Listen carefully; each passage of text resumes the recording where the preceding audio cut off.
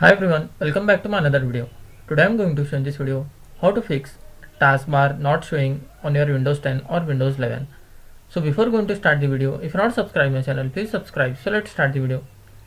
Guys, if on your Windows 10 or Windows 11 taskbar is not showing or it's got hidden, then I will show you how to fix this issue. So in this, the first method, what you have to do, you have to just press Ctrl Shift and Escape. After pressing this, task manager will be opened here.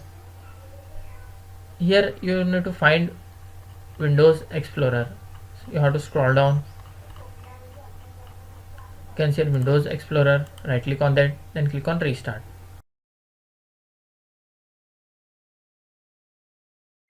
After Windows Explorer restart, check whether your taskbar appeared or not. After that, still it's not showing, then what you have to do,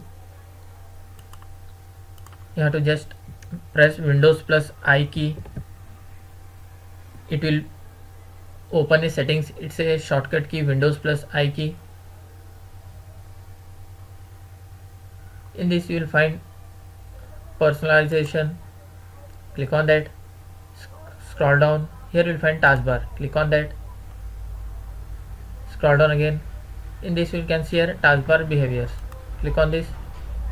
You have to make sure this option is unchecked. Automatically hide taskbar. If it is check mark, just uncheck it and close this window.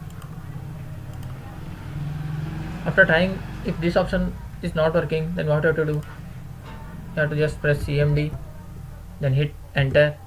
You have to run as administrator this CMD, then type here sfc space / scan now. After that, hit enter. It will take around 15 to 20 minutes. After completion of this, just restart your PC. After restarting, hope your issue will be resolved. That's it guys. So in this way you can fix taskbar not showing on your Windows 10 or Windows 11. Thanks for watching. Hope if you like this video, please like, share and don't forget to subscribe.